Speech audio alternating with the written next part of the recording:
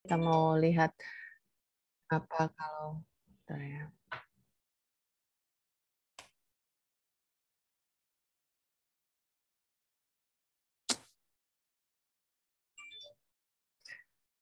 Kenapa bisa terjadi gejala tersebut dan gejalanya apa aja, dan sebagian mungkin butuh penata laksanaan.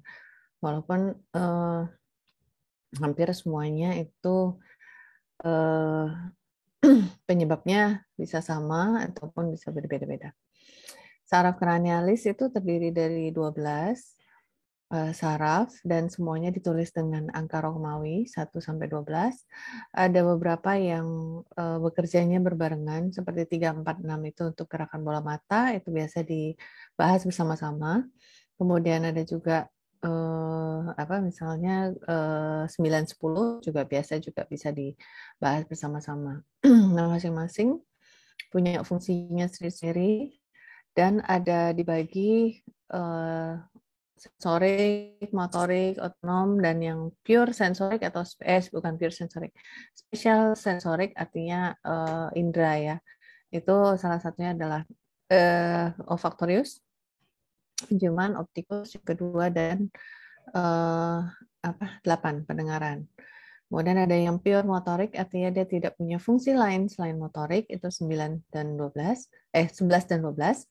Kemudian ada yang mix, artinya dia bisa sensorik dan motorik, ataupun sensorik, motorik, dan otonom. Itu 5, 7, 9, dan 10. Dan yang membawa serabut parasimpatis itu di 3, 7, 9, dan 10.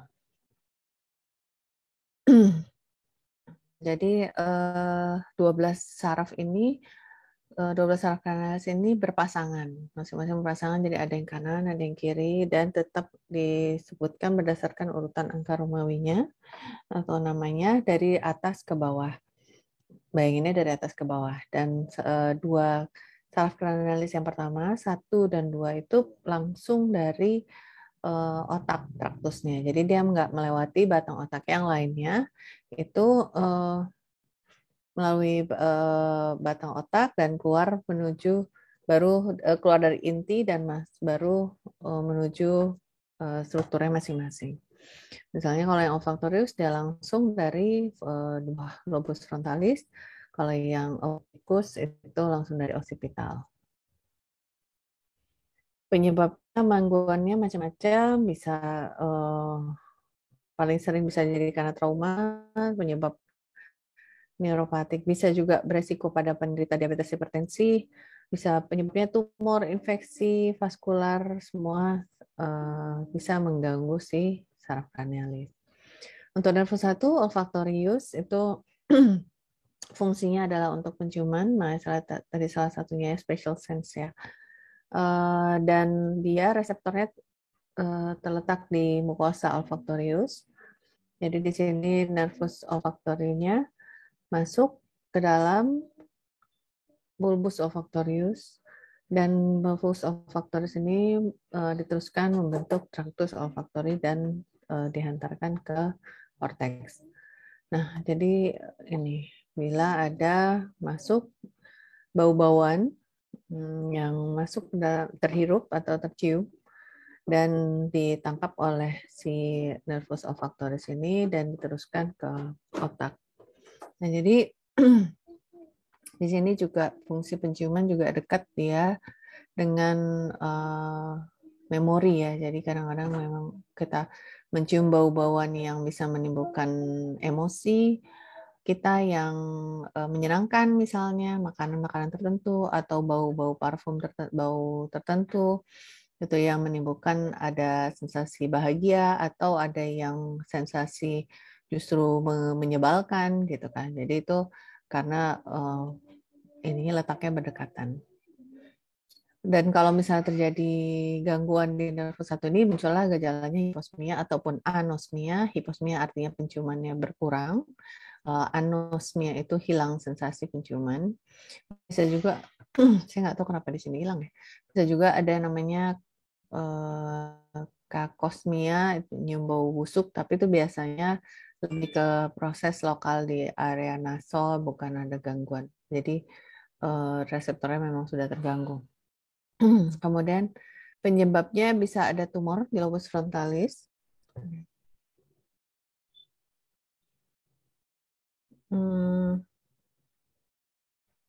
Lobus frontalis, jadi dia ada tumor ataupun ada massa ya biasanya meningioma ataupun abses di daerah frontalis, dan dia akan menekan si bulbus olfaktoris ini, bisa langsung atau traktusnya.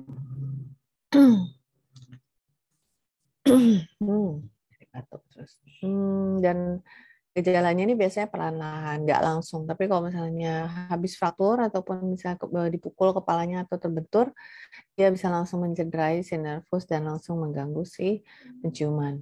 Kalau sekarang kita COVID juga ya, jadi familiar dengan istilah anosmia ini. Nervus 2 itu biasa untuk fungsi untuk penglihatan, perjalanannya mulai dari retina ke nervus opticus, membentuk traktus, kemudian diproyeksikan ke colliculus dan sampai ke korteks visual. Kalau ada terjadi gangguan di nervus 2 itu bisa unilateral atau bilateral, loss of vision, jadi gangguan penglihatan. Kalau kita funduskopi bisa terlihat adanya papil edema ataupun papilnya bisa terjadi edema ataupun atrofi. Dan kita punya namanya fungsi lapangan pandang. Jadi bukan hanya visus ataupun penglihatan. Kalau visus kan kita misalnya melihat jauh dan kita bisa menentukan apa yang kita lihat atau yang kita baca kalau pakai Snellen chart. Lapangan pandang ini ya kita bisa melihat apa aja yang bisa kita lihat dalam satu lapangan pandang kita. Dalam satu pandangan lurus ke depan kita bisa lihat di sudut kanan atas, sudut kanan bawah, di kanan, di kiri, atas, bawah, itu kita bisa lihat, bisa tahu ada apa. Gitu, kita bisa lihat. Apa kita harus lihat ke arah sana ya. Misalnya kita lihat ke arah kanan, kita nggak perlu menoleh, kan kita udah tahu kira-kira di sebelah kanan ini ada meja, ada tempat tidur, ada jendela gitu kan. Kemudian kita bisa sense ada orang yang datang misalnya gitu. Jadi itu namanya fungsi dari lapangan pandang. Kalau terganggu si lapangan pandang ini, kalau separuh disebut hemianopsia. Kalau satu kuadran disebut kuadranopsia. Nanti ada gambarnya. Ada istilahnya hemianopsianya namanya homonim, artinya dia satu sisi yang hilang. Artinya misalnya mata kanan dan mata kiri, sisi sebelah kanannya menutup atau menghilang. Kalau heteronim berarti di mata kanan dan mata kiri bisa sisi kanan, bisa sisi kiri. Ya, bisa beda sisinya. Bisa bitemporal, bisa sama-sama ke arah luar ke temporal, bisa sama-sama ke arah nasal. Penyebabnya itu bisa dengan kalau akut ataupun tiba-tiba itu penyebabnya bisa vaskular, kemudian apa? Kalau kalian udah belajar kan cerebrovascular disease ya, stroke ataupun ada perdarahan, ada aneurisma, kemudian bisa juga karena ada multiple sclerosis, kalau dia ini bisa karena usia tua ada artritis, bisa juga karena tumor. Nah ini yang tadi saya bilang hemianopsia, ini lapangan pandang kita. Bisa kita lihat dari satu mata itu ada kanan, ada kiri. Di sini ada kanan, ada kiri. Ini mata kanan, mata kiri. Misalnya ini kanan, kiri. Ada satu kuadran sudut ada 4, 1, 2, 3, 4. Disebut kuadran. Nah, kalau kita hilang, kalau terganggu, di mana letak lesinya, di mana letak gangguannya, itu bisa menimbulkan gambaran klinis yang beda-beda. Jadi misalnya di sini nervus opticusnya yang kena satu sebelah kiri, maka apa namanya mata yang sebelah kiri ya hilang, almost total blindness pasti. Tapi kalau misalnya di chiasma opticum bisa terjadi pada saat penyilangan, terjadi bitemporal hemianopsia ataupun heteronim hemianopsia. Jadi sisinya beda nih, sebelah kiri dan kanan. Nggak sama. Kalau homonim seperti ini, sih. Sama-sama kanan dan kanan. Nah, itu lesinya bisa di traktus optikus yang sebelah kanan atau kiri. Bisa terjadi hanya satu kuadran aja, namanya kuadranopsia. Jadi kalau dilihat ini kita punya dua korteks visual, ini occipital. Kedua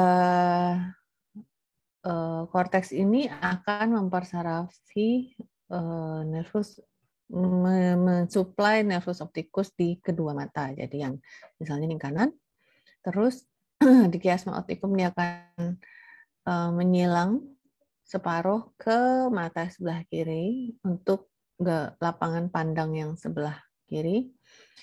Ini menyilang lagi ke yang sebelah kanan. Tetap proyeksinya sebelah sini. Kalau yang sebaliknya juga sama ini. Jadi dari kedua mata itu mendapatkan dari kedua korteks supply-nya. Jadi inilah fungsi titik-titiknya ini. Nah, dia akan menyilang di tengah-tengahnya chiasma opticum. Nah, bisa juga masalahnya di chiasma opticum, misalnya ada tumor di sini, dia menekan dari depan atau dari belakang. Nah, yang mungkin yang terkena hanya separuh. Jadi dia jadi hanya sisi yang sebelah yang pas persilangannya ini. Untuk terapi tergantung pada penyebab dari lesinya. Kalau nervus 3, 4, dan 6 yang tadi saya bilang dia ada bisa disatukan. Karena fungsinya sama-sama untuk gerakan bola mata. Tapi khusus untuk nervus 3 itu fungsinya bisa ada yang macam-macam lagi. Bisa untuk membuka kelopak mata, konstriktif pupil, apa namanya? Mengangkat kelopak mata itu fungsinya dari levator palpebra, kemudian konstriksi pupil itu untuk konstriktor pupil, dan untuk nervus 3 sendiri dia banyak yang dia persarafi pola mata gerakannya, bisa di rectus superior, rectus inferior, rectus medial, dan oblik inferior. Dan untuk nervus 4 itu oblik superior aja, troklear. Nervus 6 abducens itu rectus lateralis saja. Nah, ini kalau misalnya kerja dari sorry.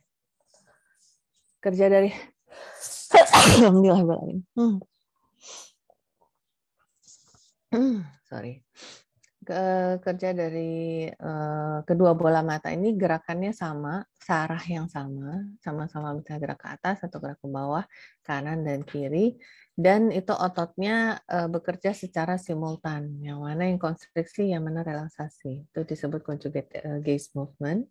Dan ini jadi contohnya ini misalnya kalau ini lateral rectus, berarti yang persarafi abducens, ini medial rectus yang persarafi itu nervus 3. Ini medial rectus dari mata kiri, ini lateral rectus dari mata kiri. Jadi, misalnya mau melirik ke sebelah kanan, gitu kan. Jadi mau melirik ke sebelah kanan berarti yang konstriksi yaitu otot rectus lateral, musculus lateral sebelah kanan.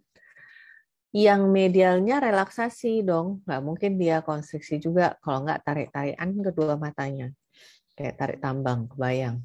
Nah, jadi pada saat di sini kerja, di sini relaksasi. Nah, kalau untuk mata kiri, karena mau lihat ke kanan, berarti yang kerja adalah rectus medialnya. Ini yang konstriksi, yang lateralnya justru relaksasi. Nah, ini kalau mau lihat ke atas, superiornya yang konstriksi, inferiornya relaksasi. Itu juga sebaliknya. Jadi itu gerakan conjugate gaze movement yang bersamaan dan simultan kerjanya. Dan kalau terjadi tergangguan, bisa terjadi strabismus, bisa terjadi diplopia atau double vision, jadi dia bisa melihat pandangan berganda, jadi dia melihat benda itu jadi seperti ada dua atau berbayang. Paling gawat kalau misalnya diplopia ini dia mau lihat paling terasa pada saat turun tangga gitu, atau dia mau meniti apa gitu yang dia harus lihat ke bawah dan dia melihat tangganya jadi ada dua, dia nggak tahu mijaknya kemana. Kadang-kadang mungkin pasien nggak tahu tapi dia bisa mengeluhkan ini, dia mengeluhkan susah kalau mau turun tangga, lebih terganggu. Kemudian bisa terjadi ptosis ataupun kelopak matanya jadi jatuh karena tadi levator palpebranya terganggu kan, nervus 3, jadi dia kelopaknya nggak bisa dia buka. Optalmoplegi itu kalau terjadi paralisis di 3, 4, atau 6. Nah ini kalau mudah-mudahan kalian, kalau nih saya kalian jawab aja ya. Misalnya ada yang mau menjawab, ini berarti lesinya di nervus berapa kira-kira yang kalian lihat seperti ini? Masalahnya di nervus 3, 4, atau 3, 6? Dok. 3. Kenapa? Tadi siapa yang jawab? Karena lemah otot levator palpebranya ya, Dok. Oke, sebelah kanan atau sebelah kiri? Sebelah kiri. Iya. Sebelah kiri ya. Ini kelihatan kalau yang ini normal, berarti rima palpebra ini masih normal, bisa terbuka. Yang sebelah kiri ptosis. Inilah bentuknya ptosis. Berarti dia, ya. Kemudian selain itu, apalagi yang bisa kelihatan? Kalau di sini yang mau kita lihat apa ini? Ini adalah diameter pupil. Nah, kalau diameter pupilnya sebelah kanan dia ini dan sebelah kiri berbeda kan? Sebelah kiri lebih besar. Karena dia nervus 3-nya terganggu, jadi konstriktor pupilnya pun terganggu. Jadi dia pupilnya membesar. Walaupun sudah diberikan cahaya, ini ada cahaya dikasih. Misalnya.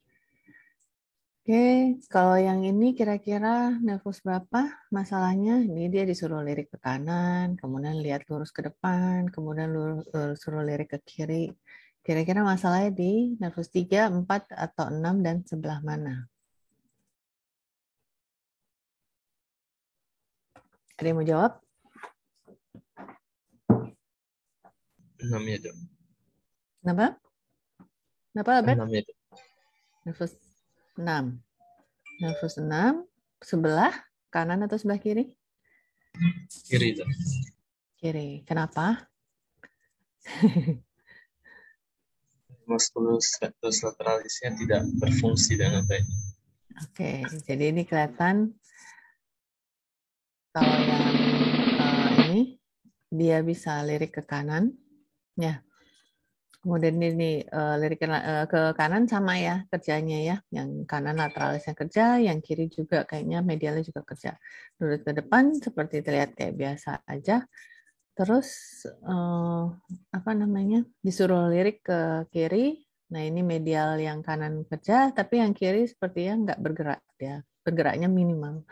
Jadi nggak bisa sampai ke lateralnya habis gitu. Jadi, nah ini pasien disuruh ngikutin gerakan, biasanya gerakan jari atau benda kita suruh ikutin dan kita lihat gerakan bola matanya. Etiologinya ya macam-macam, kayak tadi yang saya bilang di neuro ini mau trauma, tumor, vaskular, diabetes semua bisa menimbulkan masalah. Ini nanti kalian baca aja etiologinya.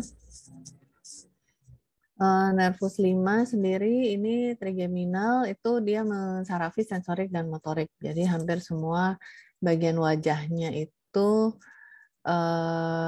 bagian kepala tuh hampir dipersarafi oleh trigeminal, terutama di area wajah sampai ke temporal. Nah, termasuk juga mukosa. Jadi kalau misalnya kalian refleks bersin, misalnya kalian, kita mungkin semua udah pada ngerasain lah ya swab nasofaring itu juga masuk benda ke hidung. Rasanya kan kita juga mau bersin ya, bersin. Nah itu juga salah satu yang refleks dari nervus 5. Kemudian distribusi anatomiknya luas, jadi ada motoriknya, ada dia untuk mengunyah, ya itu otot, masseter, kemudian gerakan dari maksila, mandibula, otot temporal, belum lagi sensoriknya, ada sensoriknya di dahi, ada di pipi, ada di dagu. Nah itu saking luasnya kadang-kadang jarang sampai memang lesinya tuh komplit total kena semua 5 gitu. Jadi karena 5 ini adalah saraf cranialis yang paling besar karena dia punya 3 cabang besar, itu ophthalmicus, maxillaris, dan mandibularis. Ini distribusinya bahkan di internal di bagian area hidung, kemudian apa namanya mukosa juga di kornea, konjungtiva, di hidung, kemudian daerah mulut nanti ada juga gambaran lagi. Sensorik. Jadi di area mulut atau lidah itu juga kita ada sensoriknya. Artinya kita tahu merasakan rasa panas, rasa dingin, lokasi, nyeri, apa itu semua juga dari nervus 5.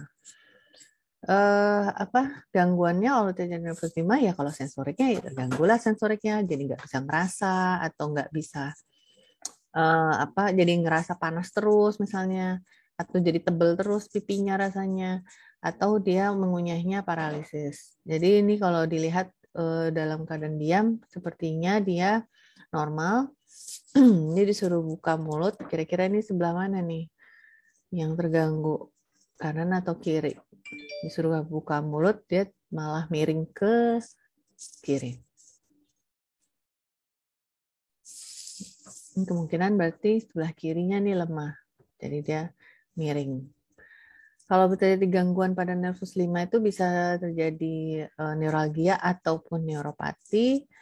Nah, kalau di trigeminal neuralgia ini yang termasuk sering datang ke praktek, nggak sering sih. Cuman ya kasus yang cukup mengganggu dan sering dikeluhkan pasien. Bisa karena penyebabnya macam-macam. Bisa memang dia simptomatik, artinya dia memang punya gangguan, memang dia punya tumor, memang dia punya terjadi multiple sclerosis, kemudian bisa ada kemudian idiopatik bisa aja memang nggak diketahui apa masalahnya, bisa dia memang punya kelainan dari pembuluh darahnya yang melingkar gitu, distorsi, dan pada satu waktu itu akan menimbulkan gejala. Nyerinya biasanya unilateral, terjadi di satu sisi aja, biasanya dominan terasa di cabang kedua maksilaris, tapi sebetulnya semua bagian bisa.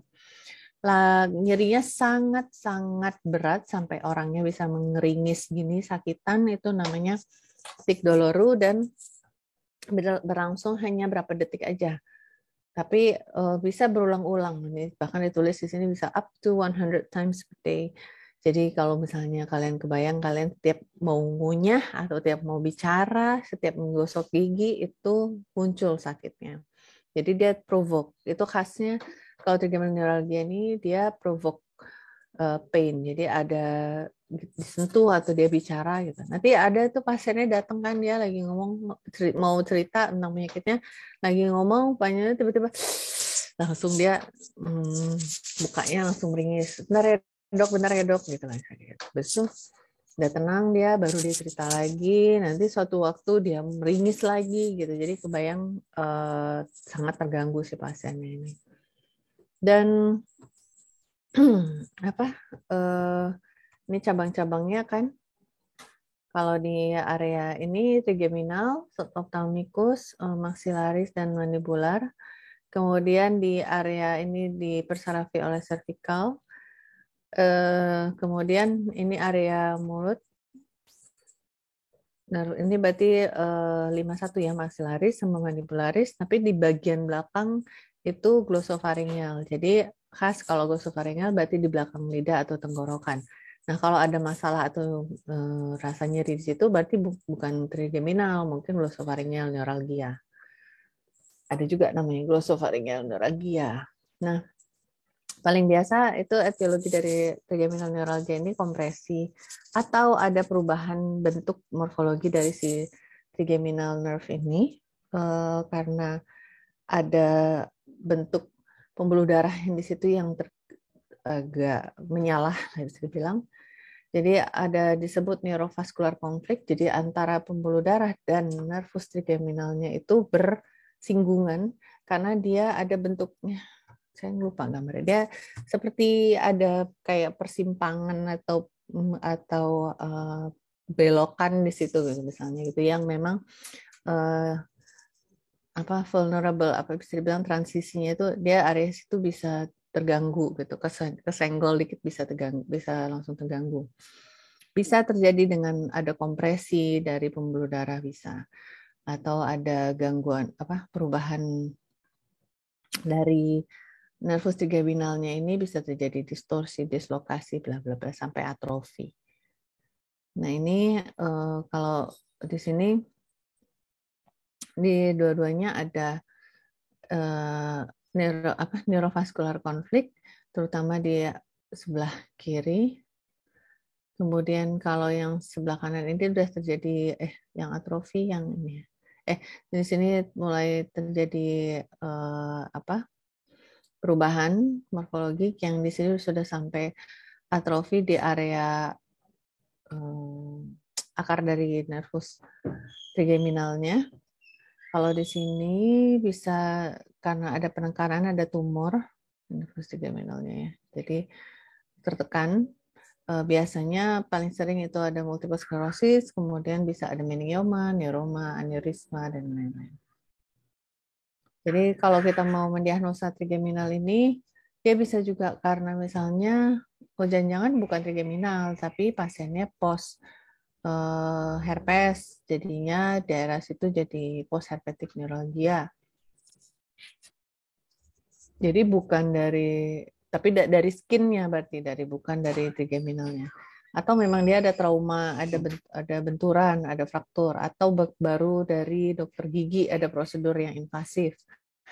Atau lokasinya dipastiin dulu, apakah di gigi, apakah dia bilateral, apakah dia dominan di bagian belakang kepala, ternyata bukan trigeminal, tapi ada masalah di cervical ataupun occipital. Kemudian atau justru di belakang lidah, belakang mulut, jadinya itu mungkin lebih ke glossopharyngeal. Atau ada gejala-gejala otonom yang terlibat, mungkin ini sebetulnya kayak cluster headache. Ini nanti kalian bisa baca sendiri untuk mendiagnosa trigeminal. Cuma bedain aja deh ini klasik atau secondary, artinya ada penyebab lain dari trigeminalnya. Nah, untuk penatasanan secara farmakologi, pemakaian obat tetap pilihannya adalah antikonvulsan yang pertama. Kemudian bisa ditambahkan masa relaksan kalau perlu, seperti baclofen. Kemudian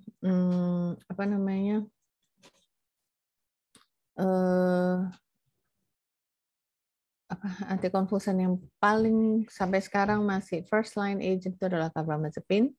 Tetap harus diberikan dengan low dose dulu karena dia ada reaksi efek sampingnya, kemudian lama-lama bisa kita naikkan dosisnya. Yang sekarang yang terbaru dan lebih tolerable sebetulnya itu adalah oscarbazepine.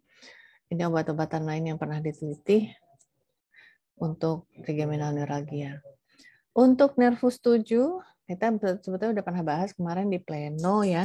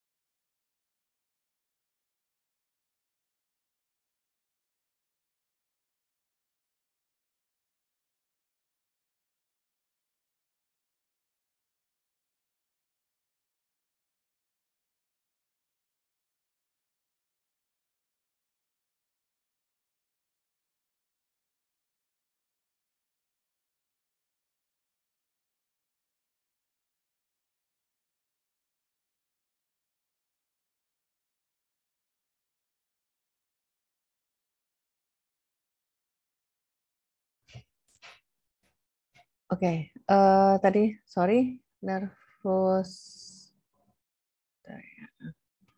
7 kita udah bahas kemarin di pleno ya, jadi saya rasa nggak perlu saya jelasin lebih lengkap lagi karena semua kalian juga udah bikin tampilan presentasi dan di tutorial itu udah tahu gimana percabangan nervus 7 dan fungsinya, ada yang ke glandula, ada yang ke saliva, ada yang ke lacrimal gitu, ada yang ke pengecapan. Jadi ada yang sampai ke stapedius gitu kan. Jadi klinisnya juga udah tahu lah ya.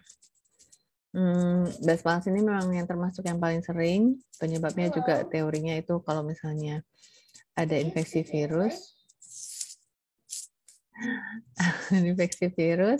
kemudian ini kalau gambar yang kemarin juga saya tunjukin sih pada saat pleno. Ini matanya ada yang lagop tangmus tidak bisa menutup mata dan terjadi Bell's phenomenon, mulutnya juga tertarik. Kemudian ini kerut keningnya nggak kelihatan, mulutnya juga tertarik, dan bisa terjadi gejala sisa kalau terjadi inervasi yang tidak komplit dan atau salah. Jadi terjadi sinkinesia. Pada saat yang mau bersiul, dia malah jadi kedip mata. Ini untuk membedakan yang sentral dan perifer. Ini mungkin untuk tambahan untuk melihat ini nukleus di nervus 7. Di pons bisa dilihat misalnya wajah bagian atasnya itu mendapat persarafan dari dua sisi. Kemudian yang bawah hanya dari satu sisi aja, nanti keluar bareng-bareng semuanya. Ini juga sebaliknya. Untuk penata laksanaan juga semua udah tahu, udah bahas juga kemarin. Skip. Oke, nervus 8 itu di double nerve, dia ada dua fungsi, langsung dua saraf, nervus cochlear untuk pendengaran dan vestibular untuk keseimbangan. Jadi masing-masing punya nukleus yang berbeda, tapi keluarnya dan jalannya bareng-bareng sampai ke reseptornya nanti di telinga juga berbeda. Jadi masing-masing punya pathway.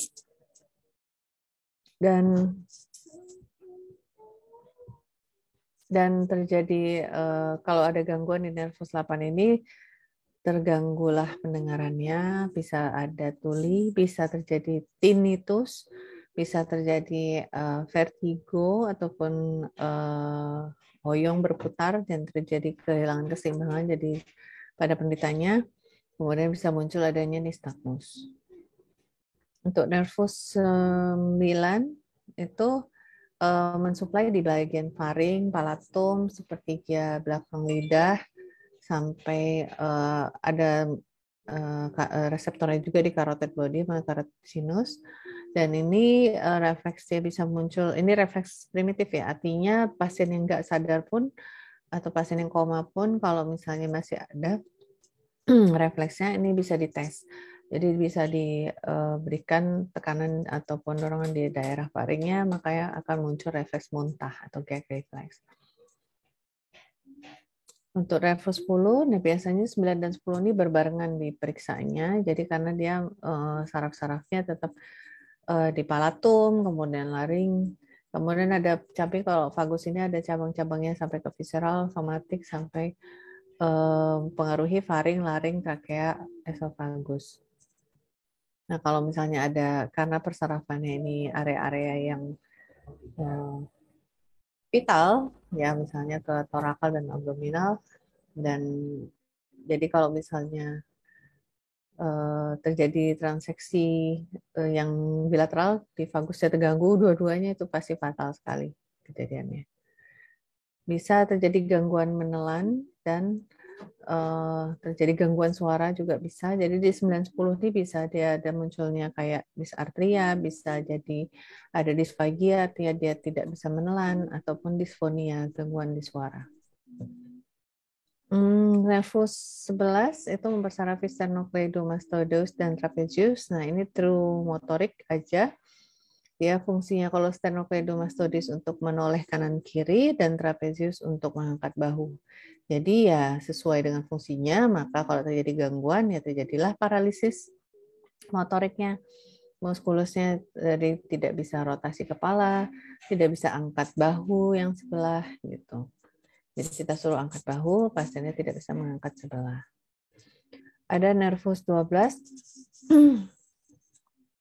itu yang hipoglossus, itu mempersarafi motorik dari lidah. Jadi semua otot-otot lidah dipersarafi dari hipoglossus ini.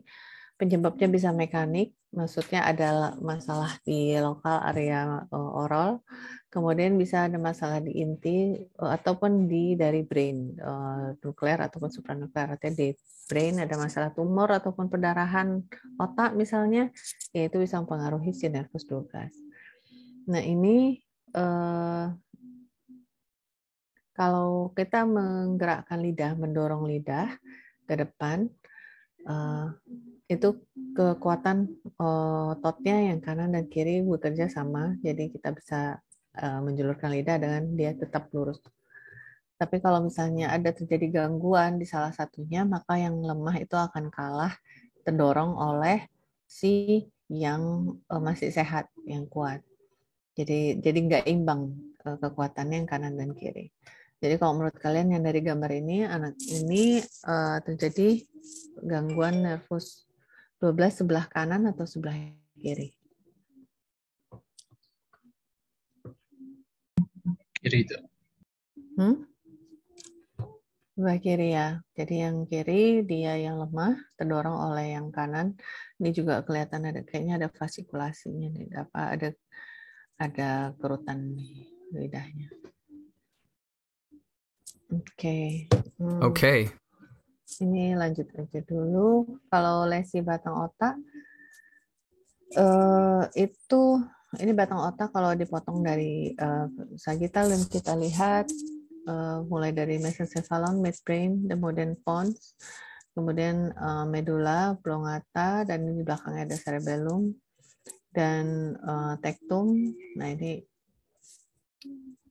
potongan dari brainstem aja. Kemudian kalau kita lihat segitu banyaknya inti ataupun traktus ataupun fasciculus yang lewat di di brainstem ini. Jadi bulbar ya ini. Jadi dia inti ada traktus corticospinal pun lewat situ dia pelan-pelan. Walaupun intinya tidak di situ, tapi dia lewat di situ. Kemudian ada semua inti-inti nervus cranialis tadi. Jadi kebayang kalau memang ada gangguan di salah satu sisinya ini, yang terlibat, yang ketekan juga ada banyak terlibat. Misalnya di sini nervus 8 ini koklear sama vestibularnya bisa terganggu. Kalau ditekan dari belakang, ada masalah di sini, terganggu apa yang lain. Jadi karena dia kompak, fungsinya macam-macam dan dia fungsinya penting ya di sini, apalagi ada yang vagus lagi ya, jadi menentukan juga nervus vagus, jadi vital juga untuk fatal juga kalau memang terjadi ada masalah di brainstem. Jadi kadang-kadang di cerebralnya nggak ada apa-apa, tapi masalahnya itu di batang otak itu terlihat kecil tapi sebetulnya fatal. Jadi pasiennya bisa kayak benar-benar jadi nggak sadar atau dia bradikardi terus gitu. Jadi pernafasannya juga bisa, kontrol pernafasan juga, torakalnya juga bisa, toraksiknya juga bisa terganggu. Nah itu jadi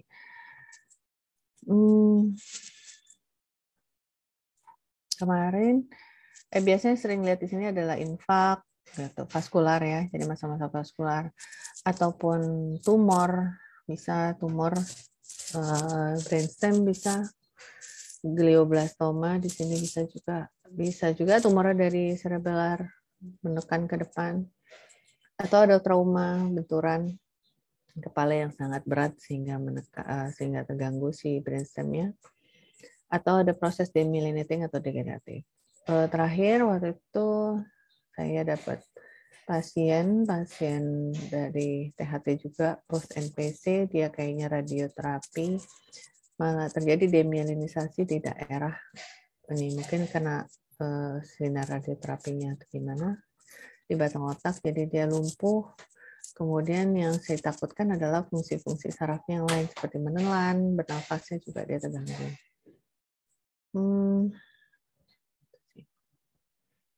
Kemudian apa? Kalau misalnya gangguan di ini kan udah lihat penyebabnya bisa vaskular, tumor, trauma ataupun demyelinating disease atau degenerative disease. Nah, kalau misalnya ini nggak harus terjadi di dalam brainstemnya, bisa jadi internal di internal brainstemnya terjadi langsung, ada sindromnya di sini, ini langsung menekan atau ada perdarahan di sini atau ada infak yang mengganggu dan dia bisa terjadi kelumpuhan, bisa kena ke nervus 12-nya, bisa ada sindrom Wallenberg di sini yang mengenai beberapa saraf ya, 9, 10, ada 5-nya juga, raktusnya juga kena. Jadi bisa jadi terjadi suatu sindrom. Ini salah satu contoh-contoh kalau terjadi di dalam, tapi dari eksternal atau intrinsik juga bisa. Jadi dia ada tumor yang tumbuh di luar. Ini contohnya akustik neuroma yang menekan trigemina, menekan nervus 7 ataupun batang otak. Kemudian ini juga bisa terkena, cochlear juga bisa terkena. Kemudian ini schwannoma di cerebellopontine angle. Jadi dia cerebellopontine angle syndrome bisa terkena 8 dan 7. Jadi dia pertumbuhan tumor schwannoma di sini menekan. Kemudian bisa ada tumor di daerah pineal, daerah juga menekan, ini kompresi dari tekton menekan ke arah batang otak dan bisa terjadi vertical gaze palsy. Pasiennya nggak bisa gerakin mata ke atas atau ke bawah. Oke. Sedikit lagi ini ada.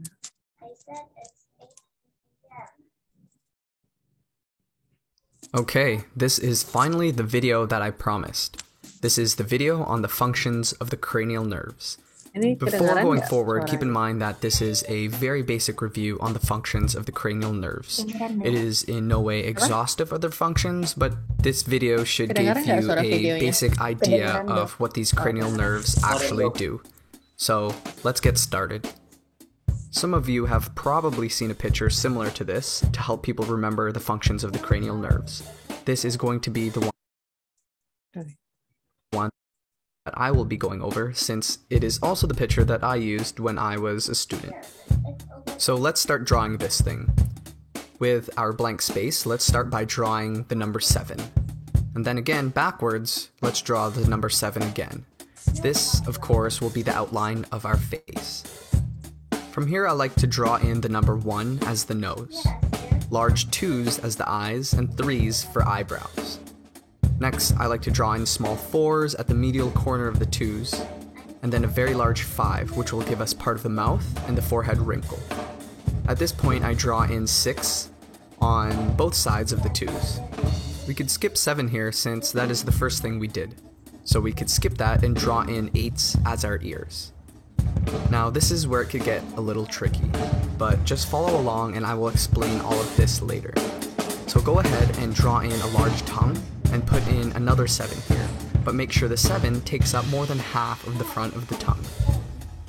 After that, you could draw in a 9 and then a 10 right behind it. And why don't you give our man or woman a tongue ring? This is where we could draw in cranial nerve number 12. Finally, we're left with cranial nerve 11. You could place them here where our person's shoulders are supposed to be. And that's it. Okay, so let's go over this. Cranial nerve 1, the olfactory nerve, is purely a sensory nerve, responsible for the sense of smell. That is why we had placed it as our person's nose. Cranial nerve 2, the optic nerve, is also purely a sensory nerve. That is responsible for the sense of sight or vision. That is why it is our person's eyes. Cranial nerve 3, the oculomotor nerve, like its name says, is a motor nerve for the eyes and aids in eye movement. But keep in mind that there are other cranial nerves that are also responsible for eye movement, which I will talk about in more detail in another video. But just for the sake of simplicity, just remember that cranial nerve 3 aids in the movement of our eyes. Also, I like where we place our cranial nerve 3 because it helps us remember a few of the other things that cranial nerve 3 does. Because it is above our eyes on our drawing, this reminds us that one of the nerve's functions is in opening our eyelids. And because of its proximity to our eyes, you could probably guess that this nerve has other functions associated with our eyes. These are a little more difficult to remember, but include pupillary constriction and lens accommodation, or in other words, it helps with focusing on things we see at different distances. Remember that I said that there were other cranial nerves responsible for eye movement? Well, let's talk about them now. These other nerves are cranial nerves 4, the trochlear nerve, and cranial nerve 6, abducens. Again, for simplicity's sake, just remember that these nerves are responsible for eye movement.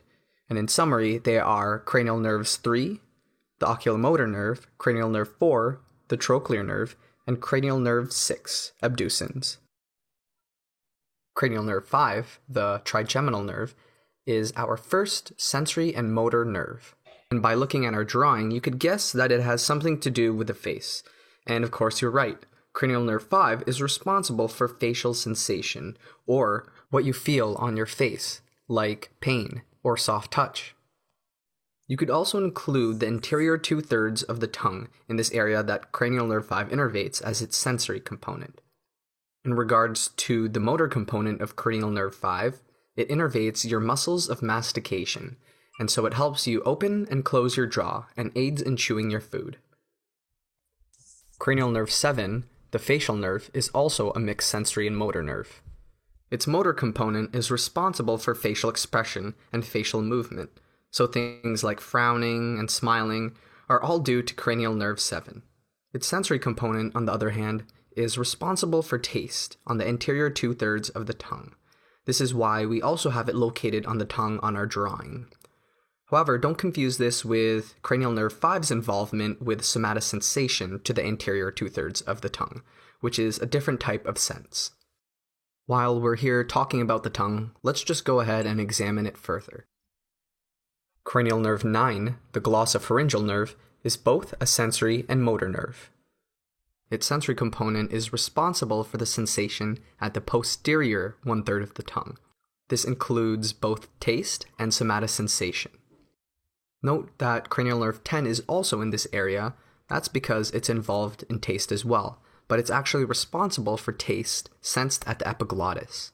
Cranial nerve 10, because it's so far back in the throat on our drawing, also aids in swallowing, but also has functions when we talk and cough.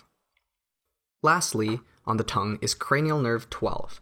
I placed it at the tip of our tongue because when a person sticks out their tongue, moves it side to side, you know that cranial nerve 12 is intact because it's responsible for tongue movement. Cranial nerve 8 is literally and figuratively our ears, and it aids in hearing and balance. And finally, cranial nerve 11 we had placed at our person's shoulders because it innervates your trapezius and sternocleidomastoid muscles, which helps with shrugging your shoulders and with turning your head.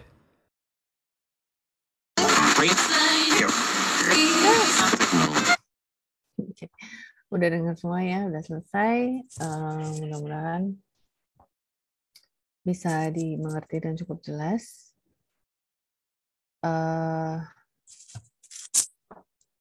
Nanti kuliah sama kalian kelas jam 2 ya? Kenapa, Dok? Yang kuliah satu lagi sama saya Iya, Dok. jam 2 ya? Jam 2, Dok. Yang nyeri ya? Iya, Dok. Oke. Udah. Mudah-mudahan cukup sih sampai sini. Nanti kita ketemu lagi. Saya juga udah bentar lagi mau masuk lagi ke kelas A. Oke. Mohon maaf kalau nggak bisa ada pertanyaan.